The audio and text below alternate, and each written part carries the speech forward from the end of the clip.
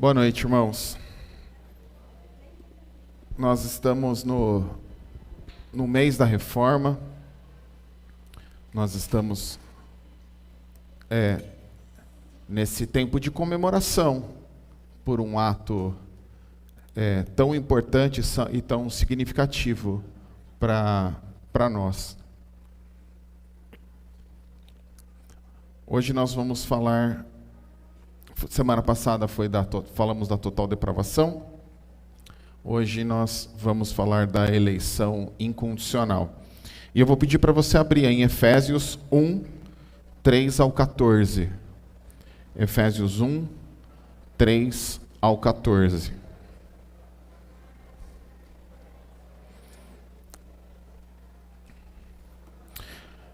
Meus irmãos, a salvação não foi um acidente. Ela faz parte do plano de Deus. E nesse texto a gente vai ver uma música. Nós vamos olhar para um texto que de fato é uma música. Nós vamos ver a composição de Deus Pai, a execução de Deus Filho e a ressonância do Espírito Santo. Na semana passada nós vimos a nossa realidade. A dura realidade do nosso pecado. A pergunta que ficou a semana passada é: se a gente fosse usar o critério da perfeição, quem seria salvo? Como nós nos salvaríamos? Nós teríamos um comportamento adequado? Nós conseguiríamos nos esforçar o suficiente para ser salvo? Hoje nós vamos ver que a salvação vem inteiramente de Deus. É uma ação da Trindade e nada está condicionado a nós. Não tem nada que nós podemos fazer para que sejamos salvos. Nós vamos entender isso olhando, claro, para essa música, mas então a gente vai falar desse tema.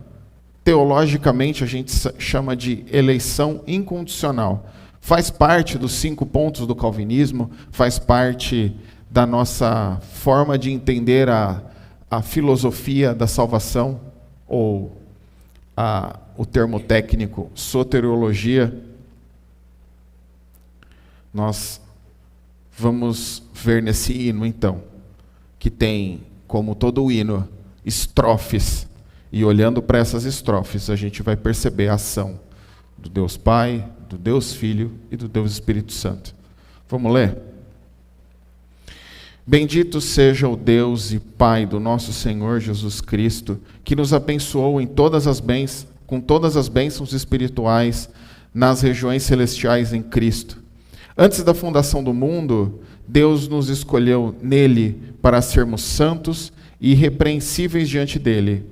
Em amor nos predestinou para sermos adotados como seus filhos por meio de Jesus Cristo, segundo o propósito da sua vontade, para louvor da glória da sua graça, que ele nos concedeu gratuitamente no amado. Nele temos a redenção do seu sangue, a remissão dos pecados segundo a riqueza da sua graça, que Deus derramou abundantemente sobre nós, em toda sabedoria e entendimento. Ele nos revelou o mistério da sua vontade, segundo o seu propósito, que ele apresentou em Cristo, de fazer convergir nele, na dispensação da plenitude dos tempos, todas as coisas, tanto as do céu como as da terra. Em Cristo fomos também feitos herança, predestinados segundo o propósito daquele que faz todas as coisas conforme o conselho da sua vontade, a fim de sermos para o louvor da sua glória, nós, os que de antemão esperamos em Cristo. Nele também vocês, depois que ouviram a palavra da verdade, o evangelho da salvação, tendo nele também crido, receberam o selo do Espírito Santo da promessa. O Espírito é o penhor da nossa herança, até o resgate da sua propriedade em louvor da sua glória. Senhor Deus, nós te louvamos pela tua palavra, Senhor. Pedimos que o Senhor fale conosco através dela, em nome de Jesus. Amém. Vander, cadê o Vander? Vê, por favor, se está com efeito a voz, ou se a saída que estava no YouTube está alta. Tá dando muita. O som está estranho, não está? Está estranho, não está um pouco? Meus irmãos, você já se sentiu insignificante? Você já se sentiu insignificante? Você já pensou que alguma vez você é só um entre 8 bilhões de pessoas? Eu achava que era 7 bilhões. Eu olhei hoje. São 8. Crescemos 1 bilhão. Se eu disser que você não é, se eu disser que você não é só mais uma pessoa, parece meio papo de coach, né? Parece aquela historinha de buscar o valor dentro de você. Não vamos juntar todo mundo aqui, subir a montanha e descobrir quanto a gente vale e que nós somos pessoas melhores e tudo mais. Mas não é isso. Não é isso. Você não é só mais uma pessoa fazendo peso no mundo. Você de fato é importante. Mas o valor, o seu valor, não está em quem você é, mas está naquele que te chamou. Esse texto mostra isso. E ele vai fazer isso em 3 fases, em 3 estrofes dessa música. A primeira, nós vamos ver a escolha soberana de Deus. Volta comigo aí no texto. O texto diz: bendito seja Deus, que nos abençoou em todas as bênçãos, com todas as bênçãos espirituais em Cristo. Meus irmãos, nós já recebemos todas as bênçãos que nós podemos receber. E recebemos isso do Pai. É Deus, o Deus Pai, segundo o texto, que nos deu todas essas coisas. E todas as bênçãos estão circunscritas à nossa união com Cristo. É em Cristo que a gente recebe tudo. Não há bênção fora da nossa união com Jesus. Nós até podemos olhar e ver coisas boas nesse mundo. Existem coisas que são legais, que são proveitosas, que são divertidas. Existem muitas coisas interessantes para se fazer aqui. Mas todas elas, não importa o que você pensa, todas elas se limitam aos 120 anos que você vai viver aqui nesse mundo. Todas, assim que nós fecharmos os olhos, ficarão aqui. Todas. Toda a bênção que importa, meus irmãos, é aquela que nós vamos poder aproveitar pela eternidade. Sim, um dia nós estaremos com Cristo e viveremos eternamente com Ele. E pode ter certeza que esses poucos anos que nós vivemos aqui, seja 80, 90, 100, 120 anos, tudo isso vai parecer um piscar de olhos diante do tempo que passaremos com Jesus. Então, todas as bênçãos que de fato são importantes são aquelas que nós levaremos daqui quando fecharmos os olhos. E Deus deu a clareza da gente entender qual é a mais importante. E é o que diz o versículo 4. Antes da fundação do mundo, Deus nos escolheu. Foi uma ação de Deus, meus irmãos. A escolha é dele. A escolha é dele.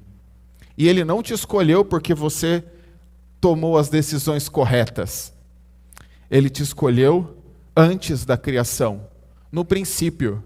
Eu e você não existíamos, mas já tínhamos sido escolhidos pelo Senhor. Isso remove de nós qualquer mérito na salvação. Talvez você tenha imaginado que você é salvo, que eu sou salvo, porque a gente é bonzinho. Talvez você, em algum momento da história, olhou para a sua própria vida e falou assim: não, eu mereço ser salvo. Eu sou melhor do que os meus vizinhos que são ruins. Mas esse texto aqui está muito claro. A gente já tinha sido escolhido desde o princípio, desde o mundo existir. desde os nossos pais se conhecerem, muito tempo antes. Nós fomos escolhidos para um propósito, para sermos santos e irrepreensíveis. A eleição, ela não é feita para que a gente se sinta arrogante. Eu sou um eleito e você não é. Não, irmão. Nós somos chamados para ser santos nesse mundo. Mas veja, nós não temos mérito em nada disso. O texto continua dizendo que ele nos predestinou para sermos filhos da adoção, segundo o propósito da sua vontade. Meus irmãos, o chamado de Deus na nossa vida não tem nada a ver com o que você fez ou o que você faz. Claramente, você foi predestinado a isso. Você foi chamado com antecedência. Deus não estava esperando que você nascesse, tomasse as decisões corretas, escolhesse o lado certo. Não, eu vou fazer o Alfredo, vou permitir que ele viva aqui, e se se ele tomar as atitudes corretas, eu o salvarei. Está falando lá, gente, que a gente foi eleito antes da fundação do mundo. E aqui nos predestinou, nos deu um destino antecipado, nos predestinou para que a gente fosse filho dele, por adoção. E segundo o quê? Segundo o propósito da sua vontade. Ou na versão, na revista atualizada, o beneplácito da sua vontade. É o que ele quis, pelo seu prazer, pelo seu deleite. A causa da nossa salvação, meus irmãos, é a vontade soberana de Deus. Ele que nos salva. Começa nele. Ele que nos traz. Mas você pode pensar assim, mas eu decidi vir para a igreja. Eu aceitei Jesus. Sim, você pode ter tido um passo. Mas esse passo só aconteceu porque primeiro Deus te chamou. Parte dele, vem de Jesus. Vem dele o chamado. Você não estava na sua casa, mexendo numa tabela do Excel, e aí nas fórmulas fez sentido ser cristão. Você não é uma decisão racional. Você não avaliou as melhores decisões da vida e você falou assim, não, então eu vou ser cristão. Você simplesmente foi chamado. Você simplesmente foi trazido por Deus. Não para cá, não para essa igreja, mas para Ele. Ele te comprou, Ele te trouxe. Isso deveria nos trazer paz. Porque vamos pensar por um minuto, se a salvação dependesse de você, dependesse da sua escolha, depende de você ser salvo. Essa é uma hipótese que eu estou colocando aqui.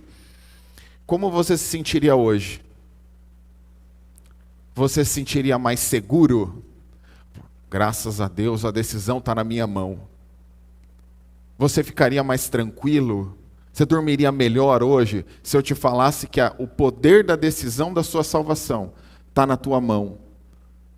Você dormiria melhor? Eu não.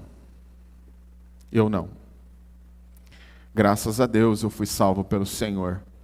Graças a Deus foi Ele que me escolheu. Ele me dá a confiança de não ser eu que tenho que me sustentar até o final. Se bem que eu estou adiantando matéria. E Ele fez isso por quê? Outra pergunta. Por que Deus te escolheu? Pensa bem, meus irmãos. O que você fez de bom para Deus ter te escolhido? Olha para a sua vida antes de Jesus, antes de ser alcançado por Cristo. Por mais que você nasceu numa família cristã, e talvez você não tenha passagem na polícia, nem usou droga, nem roubou carro, não fez nada de errado assim. Mas olhe para o seu coração. Tinha motivo? Deus te chamou porque Ele quis. E isso foi para louvor da sua glória. E é o que o texto diz. Nós somos chamados para louvor da glória do Senhor. Entender isso. Entender que nós somos chamados pela graça, sem ter feito nada.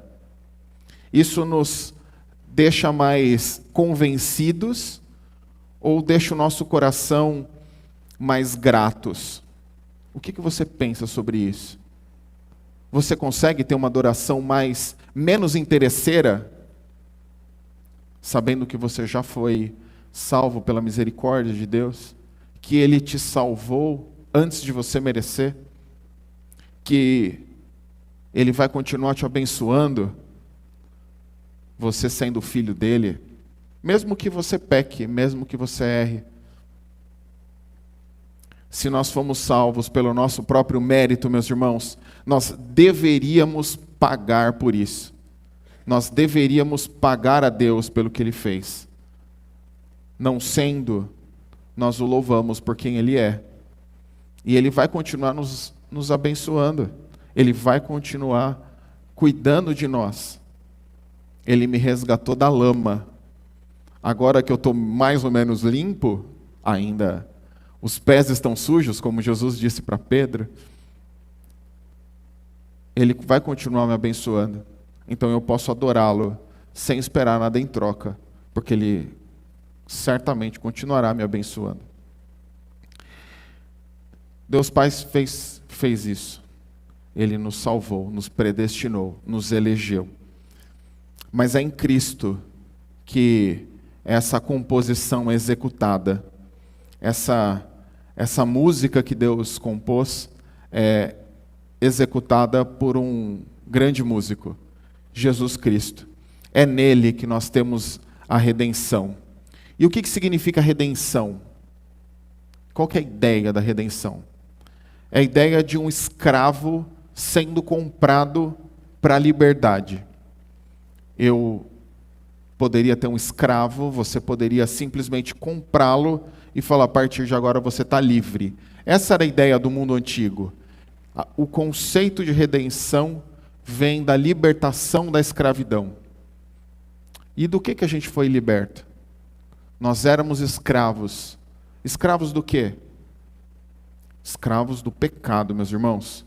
Todos nós estávamos presos nessa cadeia que nos arrastava para a morte. E qual foi o custo disso? Foi o sangue de Jesus. Esse foi o custo. Nós não fomos comprados por dinheiro.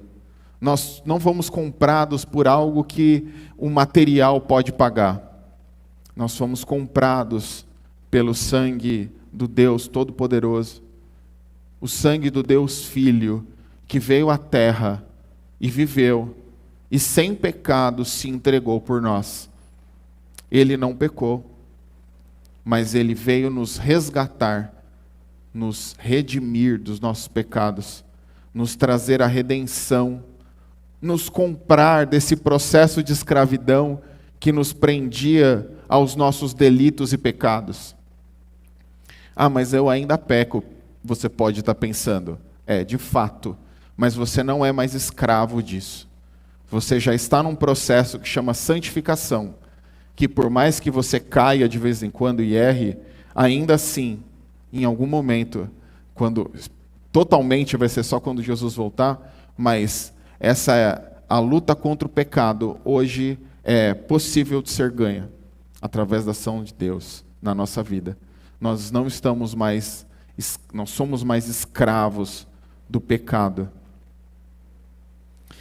E Ele nos revela o mistério da sua bondade e faz convergir todas as coisas para a plenitude dos tempos.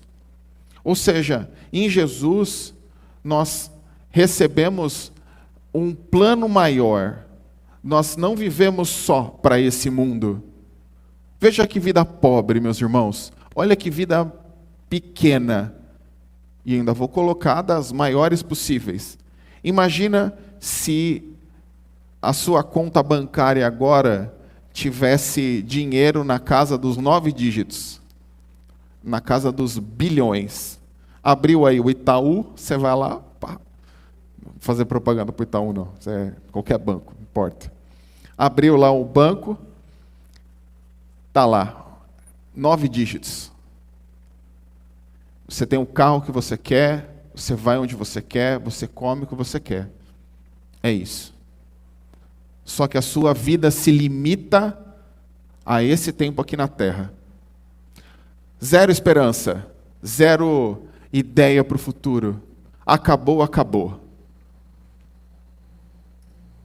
É uma vida pequena, não é? Eu posso ter o carro que eu quiser. Sim, sim. Mas daqui a pouco vai embora. Eu posso ter a casa que eu quiser e comprar o que eu quiser nessa vida. Sim, nesta vida. Nesta vida. A sua esperança é viver bem agora. Se a gente entendesse o quanto nós somos ricos pela nossa esperança em Jesus, talvez a nossa forma de enxergar o mundo mudasse drasticamente. Nos círculos dos super ricos, meus irmãos, tem depressão, tem remédio para dormir, tem dificuldade, tem luta. O dinheiro não paga tudo. Cristo nos dá uma esperança de que a nossa vida não está circunscrita a esse tempo aqui. Isso é algo maravilhoso, que talvez a gente tenha se acostumado e simplesmente acha que está tudo bem, assim, que está acostumado com isso, tá. Só mais uma vez que você fala que a gente tem esperança quando morrer. Sim, mas se coloca na posição dos que não têm. Se coloca na posição daquele que, quando está na frente da morte, perdeu tudo o que construiu, todo o seu patrimônio, todo o seu tempo de vida, acaba quando ele fecha os olhos. Olha o quanto você é mais rico. E nós somos herança desse Deus. Ele nos compra porque um dia seremos parte desse povo que Ele mesmo recebeu do Pai.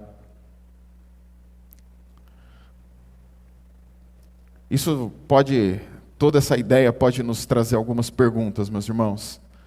Nós somos de fato libertos. De fato nós somos redimidos dos nossos pecados e livres da escravidão do pecado. Mas em quais áreas a gente ainda tem alguma amarra? Em que área da sua vida você ainda luta contra isso? Como eu disse, a libertação plena do pecado, ela acontecerá quando Jesus voltar. Mas você já pensou o que ainda te prende? O que ainda te amarra? Quais são os pecados que você ainda precisa se libertar? Quais deles nós temos que lutar hoje? Isso eu não posso dizer, meus irmãos. Isso eu não posso dizer para vocês. E olhando por esse prisma maior, em quais tarefas, quais atividades, o que muda na sua vida, tendo a certeza que tudo que você tem de eterno está te esperando. O que muda na sua vida, olhando por essa visão eterna? Seus propósitos, o seu tempo, como que você gasta o seu tempo e o seu dinheiro? Isso tem, a eternidade impacta isso? É uma pergunta a ser respondida também hoje.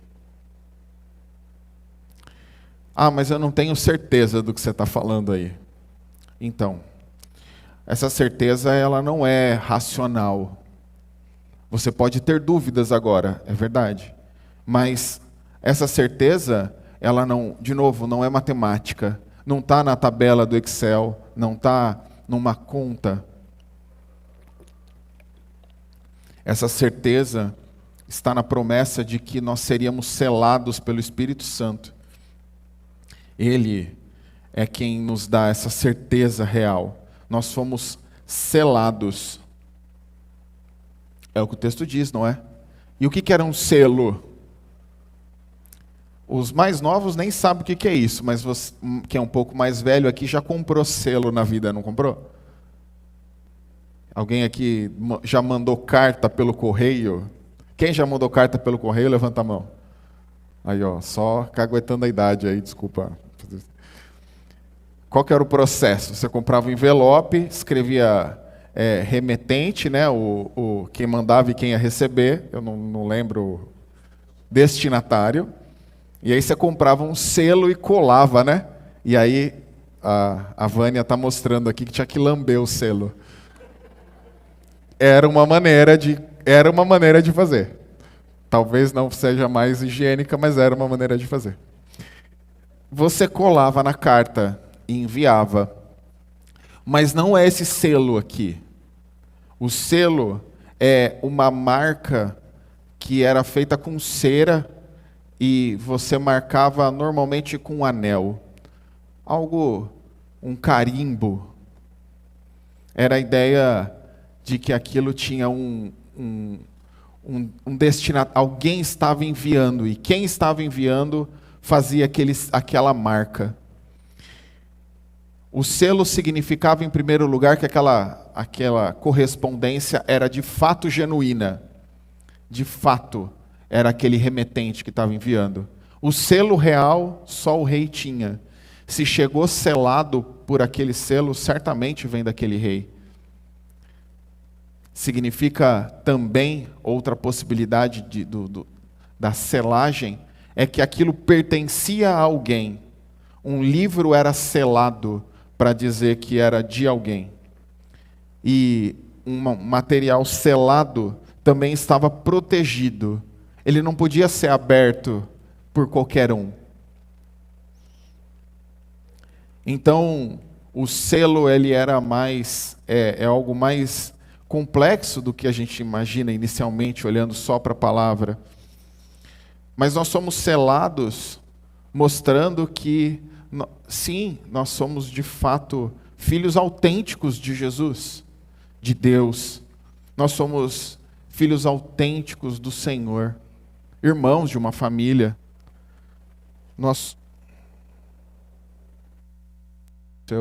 Aí, voltou. Nós somos parte de um grupo maior.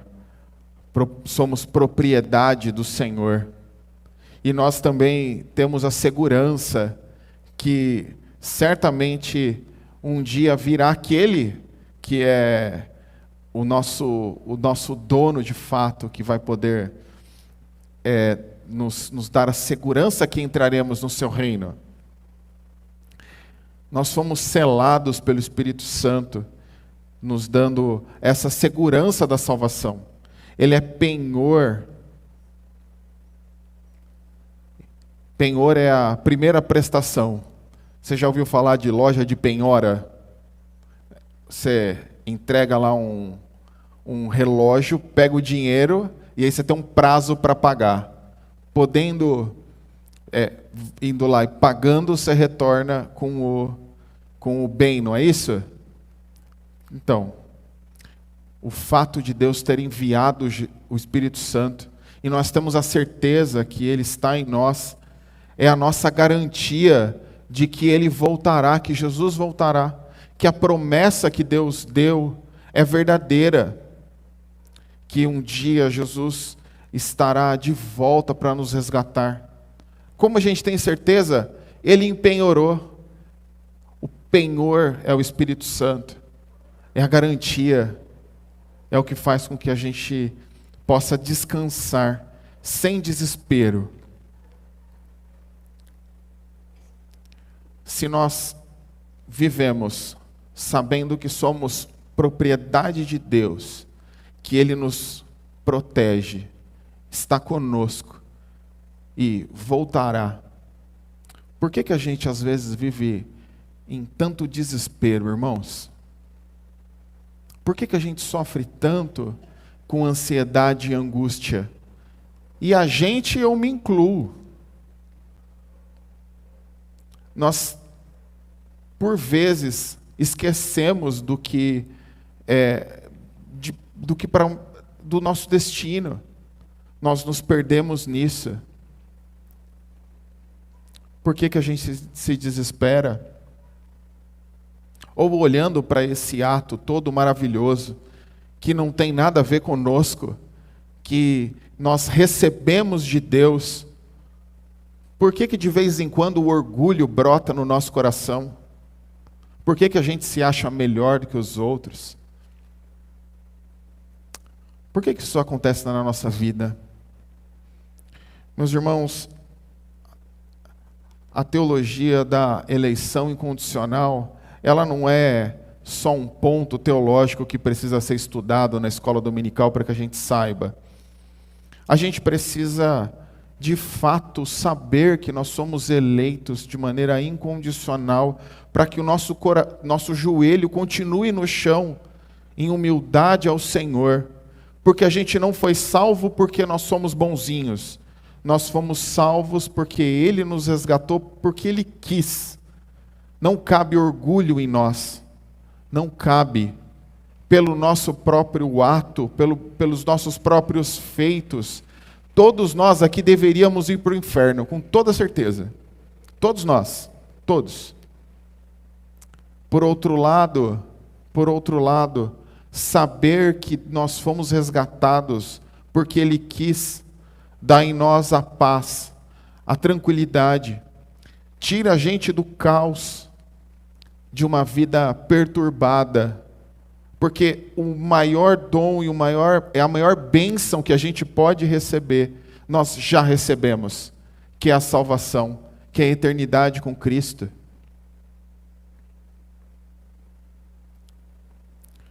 Vamos terminar com uma pergunta.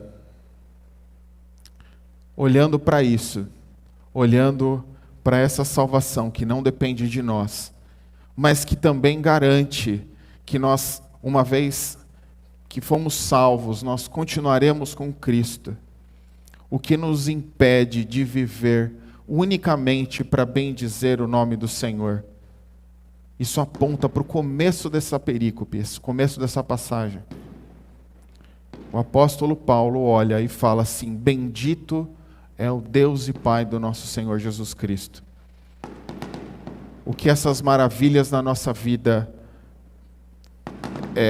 produzem deveria ser uma vida que bendizesse o nome do Senhor, o nome do Deus Pai.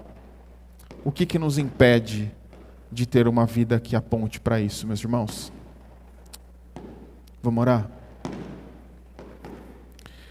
Pai amado, Deus santo e querido, te louvamos, Senhor, por quem o Senhor é. Te louvamos, Senhor, porque o Senhor morreu por nós. O Senhor nos resgatou. O Senhor nos trouxe para a tua família, Senhor, sem que nenhum de nós tivesse merecimento. O Senhor fez isso, nos chamando, Senhor.